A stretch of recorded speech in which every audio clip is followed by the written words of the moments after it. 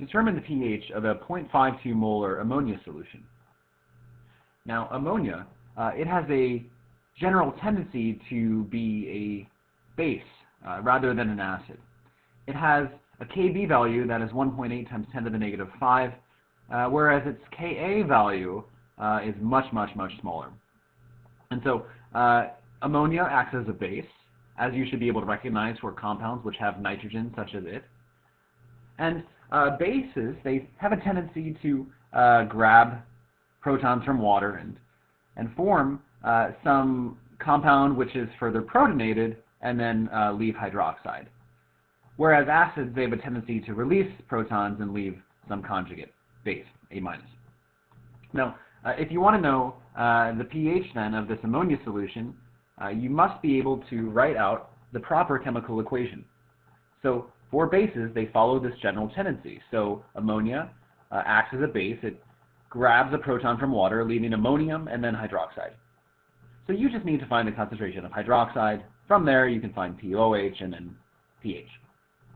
So a nice table as usual, because ammonia is a weak base. It doesn't go to complete reaction. So the equilibrium concentration of it will be 0.52 minus X, and then of ammonium it'll be X, and then hydroxide it'll be X as well. For some general reaction in which a base is reacting, the Kb expression is equal to that protonated base, so the conjugate acid, times the hydroxide concentration over the initial base, or actually the base concentration. So here it's ammonia on the bottom, ammonium on top, hydroxide on top. But wait, why aren't we including water within this expression? Water is either a pure liquid or a solvent in this reaction. Its concentration will barely change, so we do not incorporate it into the equilibrium constant expression.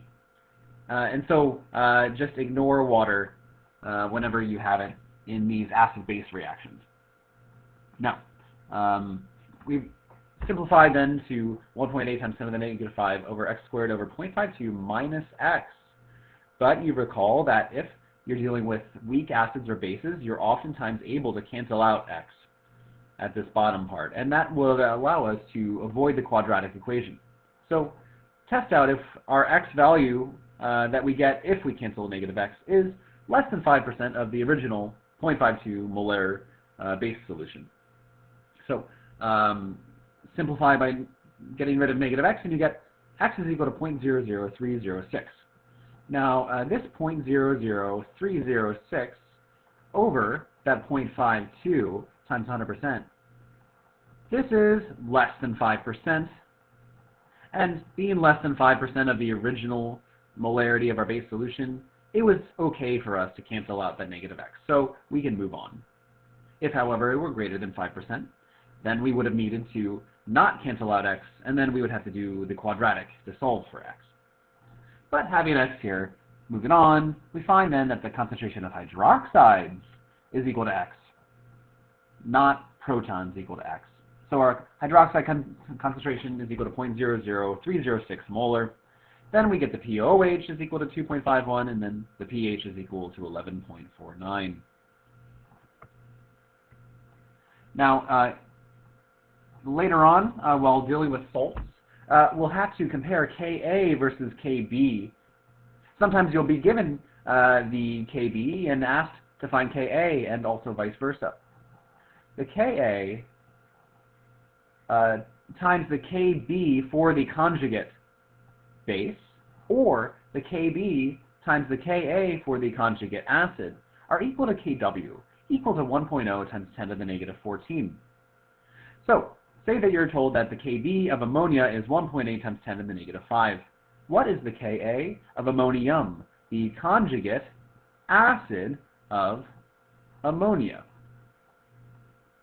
Well, if we're dealing with a compound which is the conjugate of the original compound, then we can use this equation. So the Ka of ammonium is equal to 1.0 times 10 to the negative 14 divided by Kb of ammonia, this conjugate pair.